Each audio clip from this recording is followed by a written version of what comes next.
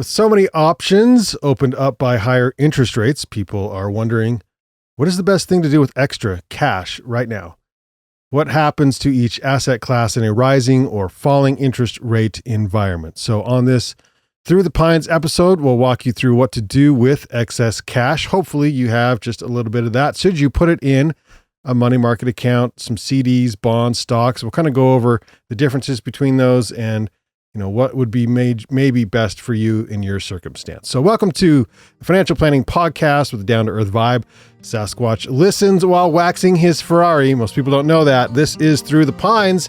Our advisors for this episode, we welcome back Rex.m.Baxter and Brandyn Smith, planwithbaxter.com, 2023 and 2024 Forbes Best In-State Wealth Management Teams for Utah, Advisor Hub's fastest growing advisors to watch under $1 billion, and the receivers of the Ameriprise Client Experience Award. So they know exactly what they are doing. Welcome, Rex and Brandyn. Thank you. Yeah. So I wanted to start out with Rex. Is Berkshire a trillionaires? Are they trillionaires now? I thought I saw them bump over $1 trillion. Well, first, thanks for having us on your show, Brandyn. I thought I saw that as well. I thought that their net asset value for Berkshire Hathaway had crossed over 1 trillion just for, I'm not sure it's still over there, but I thought it had crossed over just for a moment. And so I just wanted to use that because we're talking about, a few extra dollars we have, but they may have a lot of extra dollars. That is a big difference, huh? It is a big difference. So options to consider when you have some extra cash. Should we just go through the list and start with money markets and why they're good for you? Well, should we just spend it? Maybe should we just spend it? Yeah. I mean, just spend it, bury it in the backyard in cans. There is that option, and that you do have to have some living money. We should say you should spend some money, right? It was I ran across the other day, can't remember if it was on Instagram or some social media platform, and it was Eddie Murphy recanting a story of him, and I want to say it was James Brown. And when Eddie Murphy first got into the business, he was having this conversation, and James Brown, Eddie's like, what should I do with my money? And James is like, oh, you should absolutely bury it. The government's going to take it all. You should just bury it in the ground. Okay. And Eddie's like, well, can't they take the ground? And James is all, well, yeah, but they won't know where to find it. Oh, they won't know where to find the money. So anyhow, yeah. So thus this podcast, we're not recommending that you bury it, lose it, any of those things. But yeah, I think there's a lot of options as far as what you can do with your money. I think the interesting period that we're in right now, which is a period that we haven't seen for about 20 years, is to where we feel like we've peaked. The Fed has said that we have peaked in the current interest rate cycle, and they are forecasting a decrease in interest rates in the relatively near future. And so that makes what we do with our cash a little bit interesting because of the choices that we have and how the Fed, the Federal Reserve, impacts interest rates and the yield curve, which we'll define and get into as we go through this podcast. So I think it's a timely subject.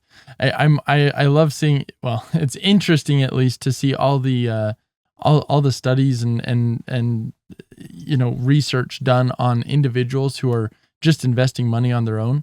And frequently those show that the investors that are just making decisions on their own typically lag inflation on their investment returns over time. And you look at that and you say, well, how is that even possible? Like how do you lag inflation? Like when the S&P does so much better, and I mean, even a bond portfolio does better than that. How do you call yourself an investor and not do better than inflation? And then we go through times like this and it starts to make sense, right? Where interest rates come up, and I can't tell you how many people I've talked to, they're like, CDs, like that's it. That's where we're going to make, CDs are, and in their mind, they're like, well, CDs are at 5% right now, right? That's an amazing rate. And what they don't realize is the opportunity cost of an environment that we're in today. What other opportunities are out there? And long-term, how does this play out? And as you look at rates of return over time, inflation also peaked higher than 5%, and so if you run your money and you just hold CDs over this 5-10 year period, you're likely also to lag inflation again. And so it's interesting because it's so easy to just kind of tie yourself to what is a good interest rate. And you say, well, 5% is a great rate. And it has been historically, but you need to kind of step back and look and see, how do you position for the overall environment? Mm-hmm. Okay. So how should you position yourself then, Brandyn? So it comes down to time frame a lot of times, right? What is your objective with this money? Mm-hmm. When do you need it? What is the money for? And if you can answer those questions, then we can get into it. Because do we want, like, stocks might be a great opportunity, or bonds might be a great opportunity right now, but maybe not so much if your time frame is 6 months, right? If we're going to buy a car with it, if we're going to buy it, put a down payment on a house with it, right? Then CDs do make sense. But if it's longer term money, maybe there's some other options that we'll explore as we go through here.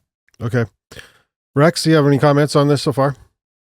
No, but let's define a yield curve just really quick, because we're going to talk about that throughout the podcast an awful lot, I think. Okay. And so essentially the yield curve is what kind of yield, meaning interest, that you get on your money during different time periods. And so, if you go out and you buy a 1 month treasury bond, then you might, on a 1 month bond today, you might be able to get about 5.5%, 5.4%. If you go out and you buy a 6 month treasury bond or treasury note, you might get 4.9. And so you'll see this pattern of it coming down. A 1 year, you might be at 4.4. 2 year, you might be at 3.9, and so forth. And you kind of see it coming down, which is indicative of what we call an inverted or an upside down yield curve. A normalized yield curve is you make less interest on a short-term instrument and more interest on a long-term instrument, because you're getting compensated with higher interest for tying your money up for a longer period of time, for loaning your money out for a longer period of time. And so we get into periods like this to where short-term rates are higher than long-term rates when the Fed has been aggressively raising the short end of the curve, trying to get money out of the economy essentially and slow down the economy and fighting some of that inflationary pressure. And so when we talk about yield curve, that's what we're talking about is the where interest rates are at over different time spans and time horizons. Does that make sense? Yep. Yeah, I think that's a really important topic to understand. Just, I guess, to say it in a different way. When you go to a bank under a normal yield curve, you anticipate, if you lock your money up for longer, right? If you buy a longer term CD, you anticipate a higher interest rate, right? That makes sense to us. If I'm only willing to give the money to them for a short term, I get a lower interest rate. If I lock it up for 1 or 2 or 3 years, I'll get a higher interest rate. That's normal, right? We're giving up freedom. In exchange, we expect a higher return out of it. Right now, like Rex was saying, we're in an inverted yield curve, which is kind of a weird anomaly, where if you go and look at CDs today, a 6 month CD will be paying a higher interest rate than a 2 year CD. And you say, well, why on earth? Who would want to do that, right? Are there a bunch of idiots out there? Like, why wouldn't you just buy the 6 month CD and just renew?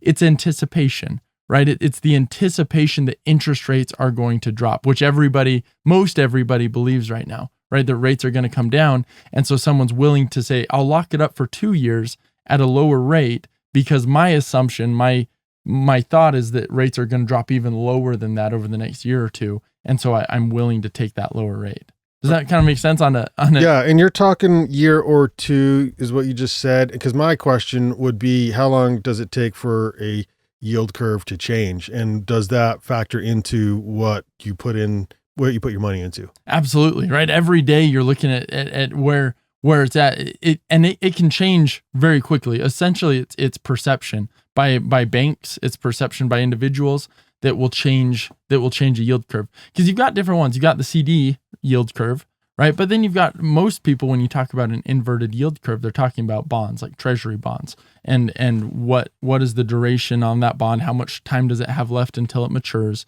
And what is the yield you get on it? And people track it. And it's one of the key indicators for a recession, right? And we've heard people for a long time like, hey, the yield curve is inverted, therefore that means a recession is likely on its way. And I think it's definitely a red flag, and it's something to watch. But you also have to understand, why does a yield curve invert? A yield curve inverts because people believe interest rates are going to drop. Well, historically, when have interest rates dropped?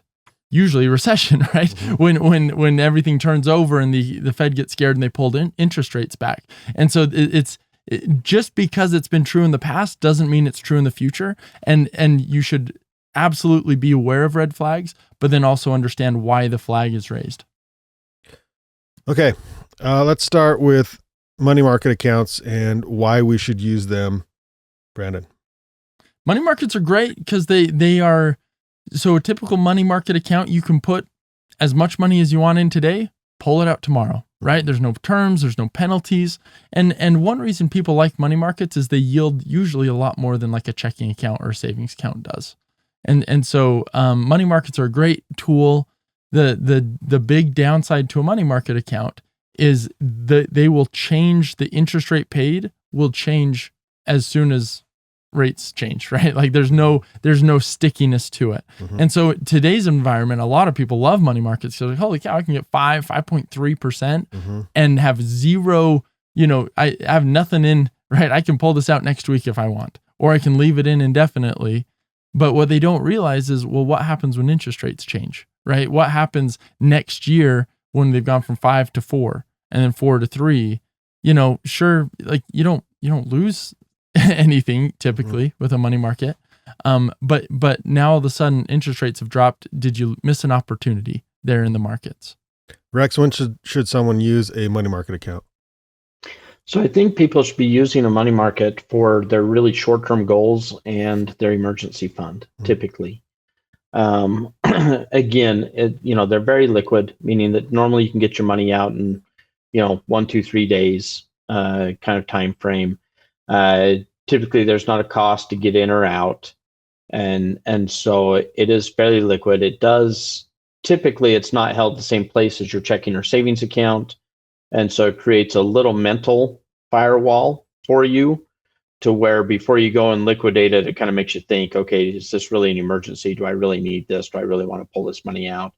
And so I think that's the normal place that a money market holds in people's portfolios. Now, over the last 2 years, because we've been in an inverted yield curve since about the end of 2022, then the money markets have been elevated and they came up and they've been higher than CD rates for about 18 months now. And so a lot of people have substituted their short-term cash or short-term goal needs to where normally that'd be tied up in a 5-year instrument or a 3-year instrument, or bonds or CDs. And they've converted that to a money market because money markets have paid more and they've provided the liquidity. The catch is that now they're having the difficult decision of, when do I want to move that out of the money market and into CDs or into 3 or 5 year bonds or into different kinds of bonds to complement that. And that's as much art as it is science. Mm-hmm. So, and is it always worth it, or do you just leave your money where it's at, or how do you make those decisions, Rex? Well, so let's go back a little bit, right? So back 15 years ago, you had, checking and savings accounts at 0 or close to 0, at 1% or less than 1. And money markets were close to that as well. And you had CDs that were maybe 2% or 3%. And so you were giving up, if you had $100,000, you're giving up $1,000, $2,000, dollars a year of interest by keeping it in that money market. And so typically money markets will be lower than CDs in a normal yield curve environment. And so you might be able to get a 5-year CD in a normal yield curve environment of, call it 4% or 4.5%, and your money market may be paying 2% in a normal yield curve environment. So if we're headed back towards a normal yield curve environment, then over some period of time, and it may be 6 months, it may be a year, it may be a couple months, you're going to see money markets come down significantly underneath those intermediate and longer term CD and bond rates. Mm-hmm. And so essentially what you're giving up is you're giving up that 2, 3, 4, 5% in yield annualized in order to keep that liquidity. And this is a situation where we may not need that liquidity on that cash because we already have our emergency fund. So again, this is for money that's more for intermediate term goals or part of your overall investment portfolio or asset allocation. Rex, are you allowed to recommend money market accounts or banks where people should look at those? Yeah, alloud's kind of a big word, but yeah. So, well, we are highly regulated, and so right, yeah, we can absolutely recommend money markets for sure. In a general sense, we can recommend high yield savings and that you keep X amount in a checking or a savings account. We get a little bit handcuffed to where we don't want to say you should hold your money at ABC Bank. Yeah, that's what I was asking. Okay. Recommending a very specific bank can get into a couple of selling away or suggesting people take their money elsewhere, those kinds of issues. But as far as money markets, there's a lot of money markets out there that not only do we have access to, but most financial advisors have access to, and we can absolutely make specific recommendations on money markets. Okay. Yeah. Very good. Well, what's the difference between, and we sort of talked about it, but someone's position on when they should be using a money market account and when they should be using a CD, Brandon? Comes down to time frame again. Time frame. Because sometimes we'll have clients come to us and they're like, hey, we have this, and this going in life. We're going to need to buy a house in 1 year. And there's no way we're going to buy it in within the next 12 months. Maybe it's 2 years, maybe it's 3 years, but right now for sure this is happening. And so I'm not going to buy a house in the next year. In that case, a CD might make a lot of sense, right? You put it in 12 months, anticipating the Fed's going to likely drop rates. We can lock in this higher rate, at least for a year. It's fully FDIC insured. That makes a lot of sense for a CD. And I think it's not only, home purchases, but really anything where you say, hey, I know I'm going to have an expense at this time period, and I know I'm not going to need the money in between. CDs make a lot of sense for that. Okay. Rex, what do you like about CDs? I like the safety of them. And so again, they're FDIC insured as long as you invest underneath the FDIC limits, right? Which is $250,000 per person or $500,000 per couple. And so I like that safety net that you get with CDs. There's there's in essence two different kinds of CDs out there. You have what we like to call proprietary CDs, where you go to your bank or your credit union and they're held directly there with them. And then you have market CDs to where there's a secondary market to where you can trade and buy and sell as you need to on CDs. And I prefer those secondary markets just because I can, if I need to get out of it, it's easier to buy and sell and to get out when I need to. But I like CDs for kind of that next tranche of my emergency fund, right? You have typically we have 1 month. We've talked about this before. You have 1 month of spending in your checking savings accounts. And then typically you have the next 3 to 6 months in a money market. And then if we need additional cash savings beyond that for an emergency fund or for a short-term goal like a house or a car or something, then I think CDs can play a very good role. I think we can also look at short-term corporate bonds or municipal bonds. And so there's a lot of different kinds of bonds out there that we'll get into. But there's, those are a little bit longer. And so every step of the way can change the risk dynamics on what we're encompassing. If you buy a CD and that bank were to go bankrupt like a bunch of them did in 2008, then again, the Fed should be able to come in and through the FDIC insurance program, the Federal Deposit Insurance Corporation, they come in and essentially make good on that CD money for you because it's insured. So I like that. I have a question on that, Rex. If you are a couple and you invest $500,000, but the interest goes over that $500,000, do they insure, and $500,000 is the cap, or is it just what you initially invested, and then they'll cover the interest, or how does that work? It's capped. It's capped at 500.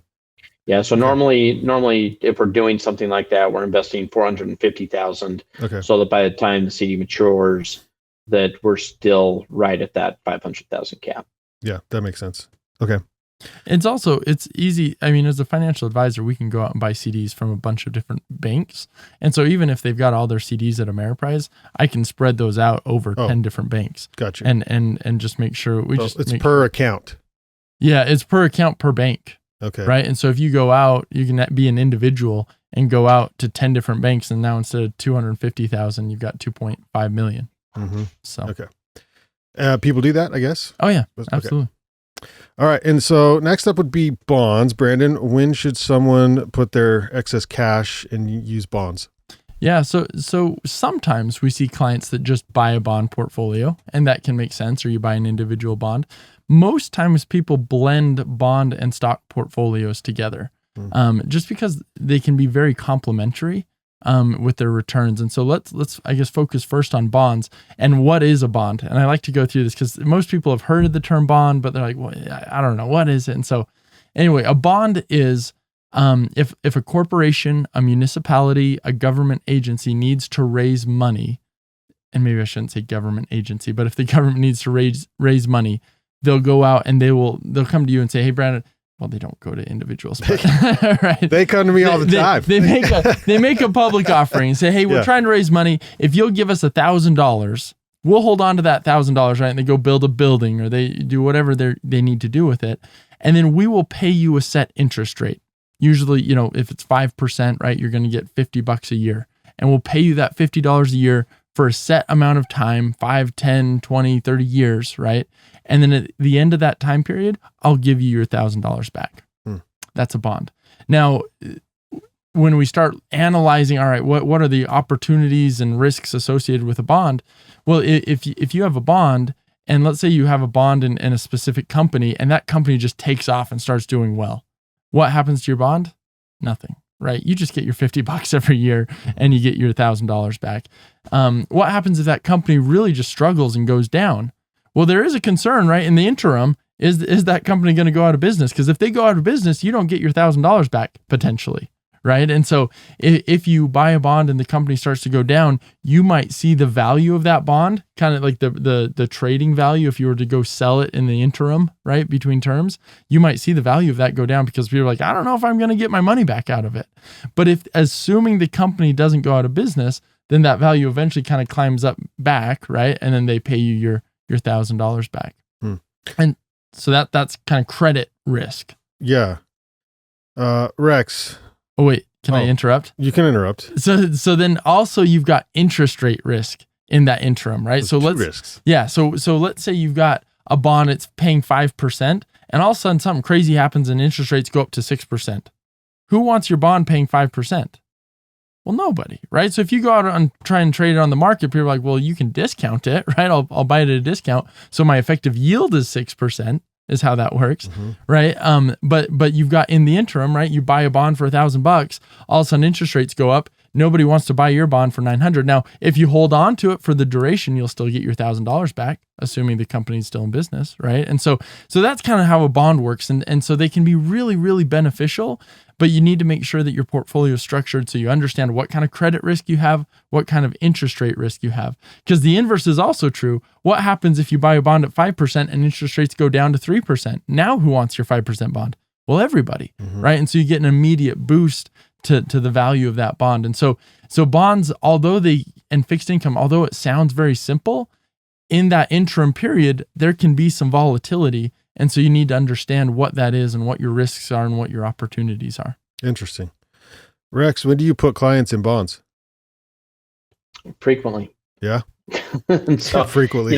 Most of our clients own bonds for different reasons. Okay. A lot of times it's risk, right? Or the lack of wanting to take significant market risk. And so it reduces the overall stock market risk because we can still get a fairly good long-term rate of return, a more conservative long-term rate of return with bonds. And it doesn't have quite as much volatility normally as the stock market. And so a lot of our clients have a portion of their portfolio allocated towards bonds. I think also, in addition to that, you get that emergency fund money that sometimes we move towards bonds because we think that money markets and things like that are going to go down. And so the longer end of that emergency fund money, we sometimes will allocate towards bonds or a specific goal money, right? Then if it's in the next year or 2 or 3, then sometimes we want to use bonds for that as well. So there's a lot of situations where we allocate funds towards bonds. Well, one nice thing about bonds is Rex and I can really control, because they're all traded, right? Well, not all, but there's a huge market for trading bonds. And so Rex and I, as we're building portfolios and working with clients' portfolios, and we get to a peak of an interest rate cycle, we can actually change that term length, right? We can change the allocation of bonds we have and maybe go from a shorter term allocation where all our bonds are coming due in the next 3 years, right? Very short term. And we can extend that out to 7, 8 years or beyond, right? And say, hey, we're going to effectively lock in this higher yield for a longer period of time, right? Make all the bonds that we're buying, make them a little bit longer in duration. And what that does is it helps us if interest rates go down, right? If interest rates go down and now all of a sudden we've got these bonds that are paying the higher yield that are locked in for 7, 8 years, I mean, that's highly beneficial, right? What happens to the value of a portfolio if interest rates go down? Well, in a vacuum, that portfolio jumps up quite a bit. And so bonds are nice because can you really do that with CDs? Maybe, but not very effectively. Mm-hmm. Whereas bonds are really built and have that longer duration is a very normal thing in bonds. And so you can control that more. And that can be a very valuable part of your portfolio. Let me add just really quick another visual for those that are watching this on YouTube or something like that. For those lucky individuals. Those lucky individuals, they get to see our smiling faces. So a lot of times when I'm describing bonds to clients, I end up describing kind of the risk and return with interest rates using an old playground tool, the teeter-totter, right? And Brandon probably laughs at me when I do this, but essentially, if you have a teeter-totter, right, you've got a fulcrum point in the middle, and essentially when somebody sits on one end, and I'm not sure my camera is picking this up great, when you sit on one end, the other end rises, right? When the other end goes down, and so on one end you've got interest rates, and on the other end you've got the time frame that you're dealing with, and so as interest rates go down, right, then the shorter the bond, the less price movement you get going up in that bond. And by the same token, when interest rates start to go up, the shorter the bond, the lower the drop in those bond prices. But as you extend out your time frame, and here we are in a higher interest rate environment. So interest rates are high today. And if we go out a long ways, bonds are fairly inexpensive today. And so as rates come down, then all of a sudden you start to see the increase in those bond prices to where people can actually not only make the interest off of those bonds, but they can in addition get some capital appreciation on those bonds, which makes them a fairly attractive investment. Now, a lot of times that bond pricing starts to get impacted about 6 months or so. You know, Brandon had talked about perception of bonds, that when people perceive that rates are going to go down or go up, that it's that perception that moves the yield curve, that moves those bond prices. And so normally you start to see that happen about 6 months before the Fed actually makes moves. And we've seen that similar this time, not quite as far out, but about 3 months ago, you know, we started to see some of these CD rates start to drop and start to come down to where instead of being able to get a 5.5% 1-year CD, it started to dribble down to 5.25% to 5 to 4.8 and so forth. And we've started to see those 1-year CD rates come down in anticipation of the Fed possibly making a move here in the next couple of weeks. And so it's, you know, it's not too late, because we think that there will be a succession of moves that the Fed makes that will have additional longer term impacts for these clients. But we do think that because money market rates will probably come down fairly strongly, that there's probably an opportunity for you to review your bond and fixed income portfolio and your use of cash and to see if it's going to be used as efficiently as possible looking forward and not using that rear view mirror of looking back. Interesting. And then Rex, we did cover the maximums, but are there minimums to get into bonds? Different bonds have different minimums. Most CDs and bonds have $1,000 minimum, right? So it's nothing too significant. Some municipal bonds have a $5,000 minimum. Sometimes you run into an issuer that will say, hey, look, we've got a $50,000 minimum purchase requirement. That's not a bond requirement. That's an individual issuer requirement sometimes. There are some bonds that have 100,000 minimum increments, as to where you can buy them in bulk. And so it just depends on the issuer and what kind of bond you want to buy will depend on the amount that you need to commit.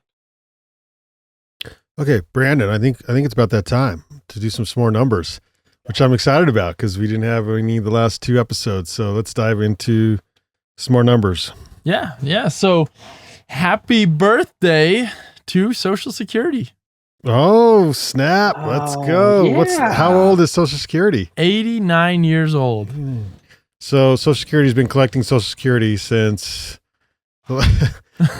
89 minus 65 or whatever. Yeah. So pretty much the whole life of everyone, Yeah. Pretty close anyway. This year, so according to the Social Security Administration, this year, the trust fund of Social Security will pay out $1.5 trillion in benefits to more than 71 million Americans. That's trillion with a T. Yep. About 21% of the U.S. population. So kind of cool. I didn't know, Rex, you probably knew this. Did President Bush, suggest putting Social Security in like an investment fund at one time so that it would always be there for everyone? So George W. had proposed turning a portion of Social Security over to the individuals so that the individuals could invest a portion of it. Similar in a program similar to the thrift savings plan that federal employees are entitled to on their 401k plan, to where they have a common stock fund, the C fund, the S or the small cap fund, the I fund, the international fund, and the G and the F fund, the government bond fund and fixed income fund, is what his proposal was at one point, because he felt like 2 things were happening. He felt that people were not getting the rate of return on their Social Security withholdings that they might get if they invested it on their own, that they might take more risk and get more investments on their own. And the other was that he felt like people should take a little more ownership in their own investments in retirement. But there's a lot of risk to that, right? There's a lot of people out there that aren't familiar with investments, don't understand investments. And so there was a big risk that people would underperform the current Social Security trust fund as well. Or that people would take too much risk at the wrong times in their life, and then it wouldn't be there for them. And so at the end of the period, they decided not to move forward with that proposal at that point in time. But that was early 2000s, roughly. And if we'd moved ahead with that, we would have done all right in the market, I guess. So maybe, right? I mean, going back to that study where the average investor on their own is lagging inflation, part of it is poor pick, like not understanding opportunities at the right time, right? The CDs, thinking CDs are the greatest thing and just dumping all the money into CDs. But the other part of that is panicking at the wrong time and getting out of the market during corrections. And we see that a lot. And if you open up Social Security to where people can self-manage, there's going to be a lot of people who say, well, why don't I just get really aggressive with this, right? I'm good with that. I can handle the higher returns. And then they get into an economic downturn and they say, oh my gosh, the world's going to end. This is different. It's never going to recover. And they sell out. I'm going to stop the bleeding. I'll get back in later. And then it recovers.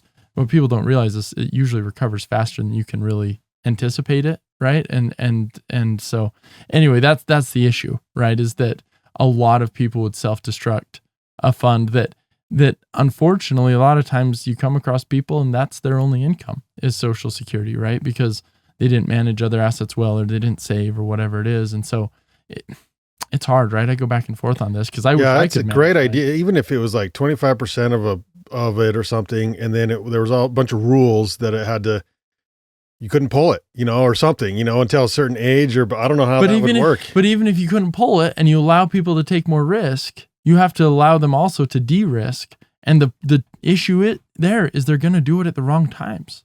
Like natural human emotion wants to sell when it's down and buy when it's up, right? And that's an emotion that we just have to fight every single day with all clients. Yeah, Rex? It gets into our behavioral finance podcast that we did last time, right? To where, again, just like Brandon said, people act on fear and greed, and they get very greedy at the top and they want more, and they get very fearful at the bottom and they get scared and sell.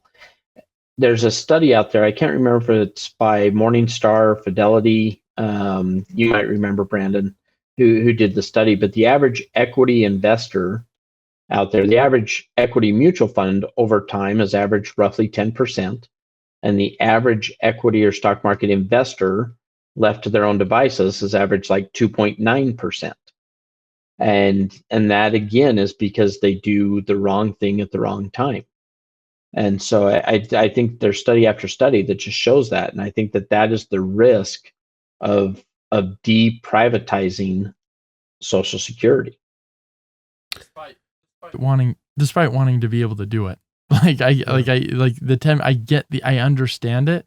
I've just seen so many times though, where people, that's the only thing they have. And you talk to them and you realize what they've done. And it's because they've made a lot of other mistakes all the way through. And that's all that's left. And I guarantee you they would have changed that, right? They would have changed their Social Security allocation had they been given the opportunity to. And so, I don't know that big government or government control over Social Security, I've just seen so many times where that Social Security is the only thing, that people have because they weren't able to make a choice. Yeah. Very interesting. Well, we do have stocks as an option to put your excess cash in. Brandon, when should we use stocks as our option to, put a few dollars away? It depends on time frame. Weird. It's like I've heard that before.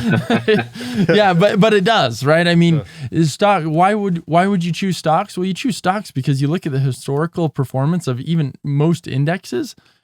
It's awesome, right? 8-10% over depending on the time frame you look at. But those are higher rates of return. You're not getting that in CDs. You're not getting that in money markets or in bonds. And so, historically speaking, stocks have been some of the best places to put money because over the long term, and people ask, well, what does that mean? But over average, right? Over a 10-year average, over a 20-year average, over a 50-year average, those have yielded very, very attractive rates of return. The issue with stocks is at any given point in time, they can fall. Right? People can get in a frenzy and sell off. It doesn't mean that the companies that you own are going to go bad, right? Apple's still going to make iPhones more likely than not, and Ford's likely going to make trucks, and Amazon's probably not going to stop delivering packages. Now there could be one or two that go out of business or whatever, but when you buy a diverse portfolio, the odds of stocks not consistently making money over the long term is very, very slim. Stocks are also some of the most nimble assets, right? You go through an inflationary time period. What happens to bonds? Well, they devalue quite a bit, relatively speaking. What happens to CDs? Same thing. But stocks and equities have the ability to kind of float on top of that because you have companies that are able to be nimble and find new ways to make better profit, whether we're in a time of war, whether we're a time of inflation, a time of recession, right? Like stocks have a way of finding their way around that, but sometimes it takes some time. And so when you own stocks, you have to know that those could fall off and it might take you 3-5 years to come back. And that can be emotionally incredibly difficult to be sitting and looking at your portfolio and realizing, hey, I put this in 5 years ago and here we are today and it hasn't gained a penny. Right? The emotional toll that takes on people can't be understated because, I mean, anyone that looks at that, they say, well, why didn't I just buy CDs? I wouldn't have had this whole roller coaster of emotion. My money would have been safe the whole time, and I would have more money today than I would have had I put it in stocks, right? And you have, anytime you buy stocks, you have to understand you could go a period of time with a zero or very negative rate of return, and you've got to emotionally be able to work through that. Why do you work through that? Because you keep the long-term perspective, a 10, 20, 30, 40, 50 year average, knowing that even though some years it's down a lot, there's so many more years that it's up that makes up for it. Interesting. Rex, is this like you're going to have to go through and analyze people's personalities before you put them in stock portfolios? Or is there like a minimum timeline that you go with? Like, how do you make that move and make those decisions? Well, we always psychoanalyze people, Brandon. Oh, I'm sure. Yeah. In fact, you're doing it right now. Right. I'm doing it right this second. So, I think you always have to, as an advisor, you always have to understand your clients and their behaviors and how they act and react to risk and to price movements in the market and in their bond portfolios, their conservative portfolios. So I think that's always happening. I think that a good advisor is always analyzing, what type of rate of return do we need to be getting over long periods of time, which again kind of backs into how much money they have in fixed income and versus the stock market. I think the interesting thing about right now, with interest rates looking like they're going to come down from the Fed, is on the stock market that can have a particular impact in certain areas of the market. Because if you have companies that have a lot of variable interest rate debt on the books, they may be paying 6, 7, 8, 9, 10% on that variable debt. And as interest rates come down, then the interest rate debt that they have to pay may come down as well, which can increase their profitability.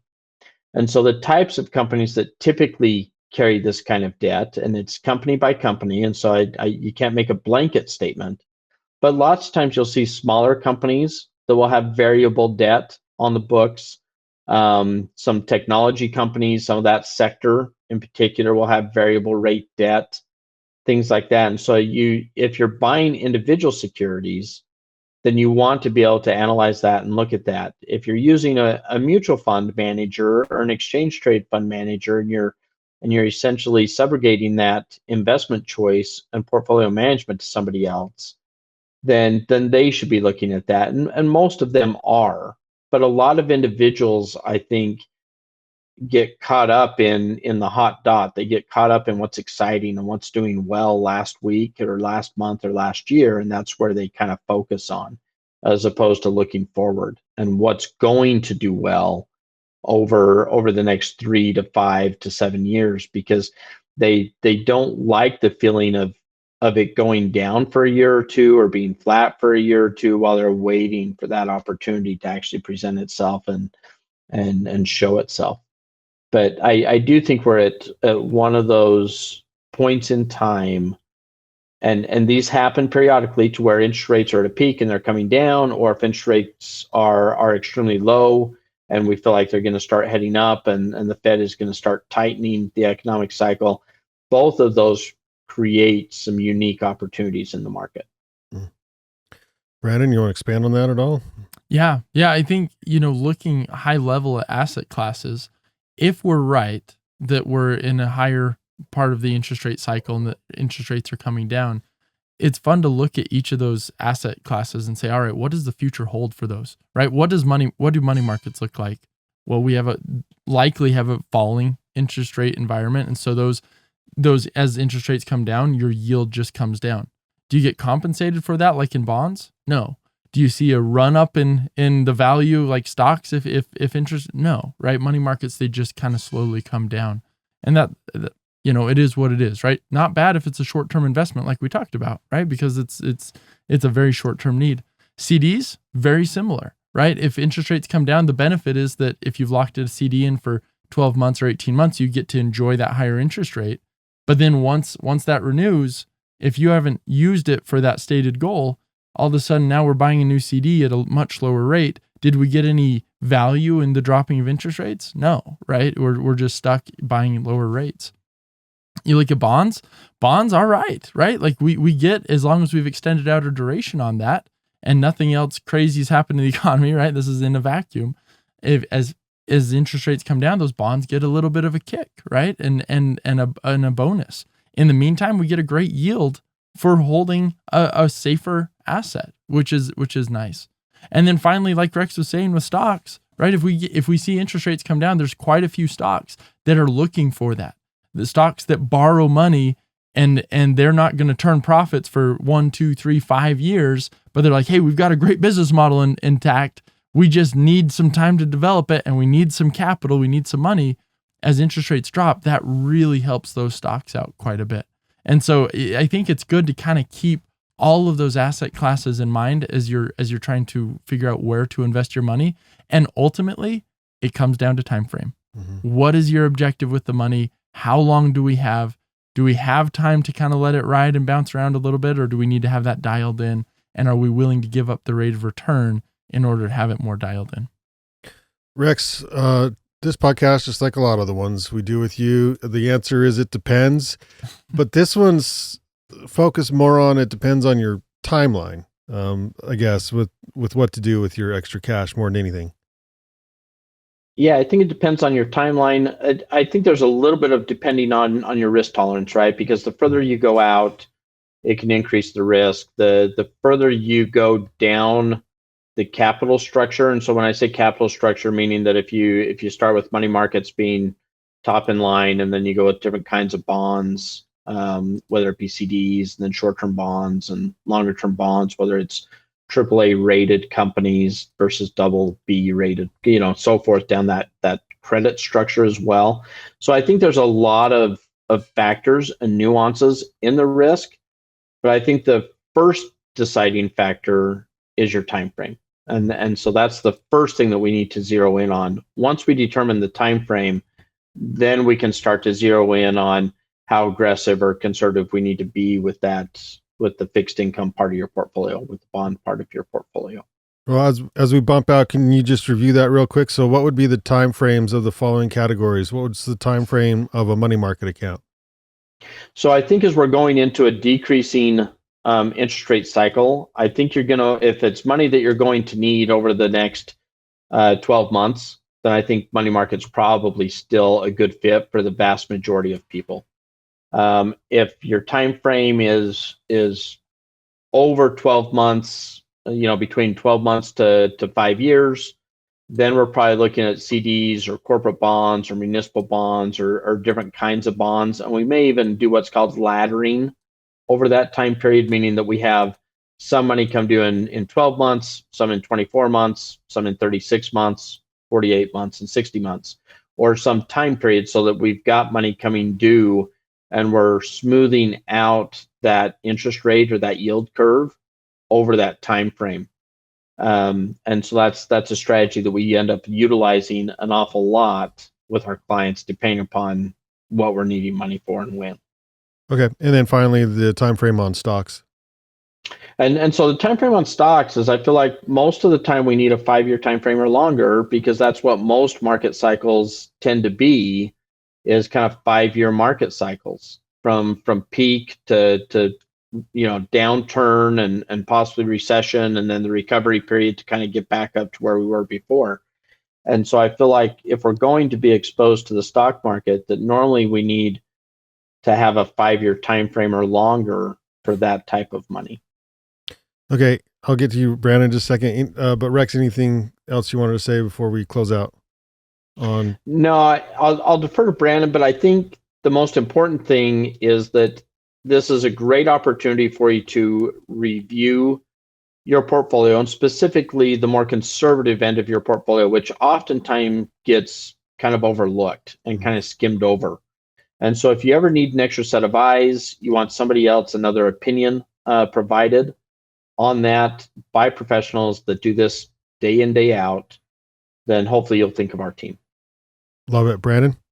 Yeah, I think pulling it all together, I hope nobody takes this as one asset class is better than the other, right? Okay, I learned that stocks is better than bonds, which is better than CDs, which is better than money. No, they're all just tools.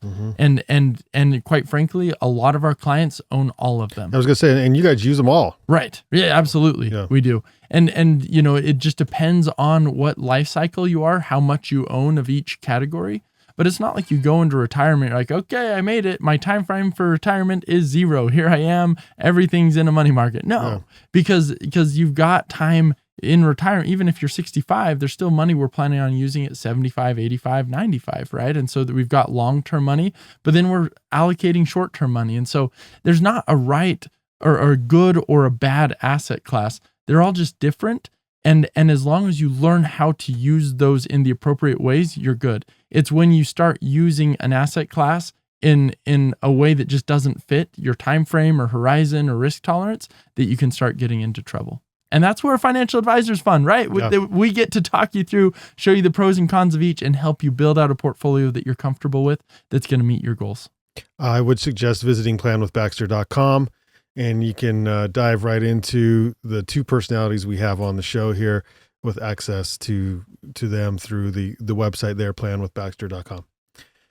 If you found value in this podcast, you can consider supporting us at buymeacoffee.com/Banyan Media. That's where you just give us money. It's fantastic.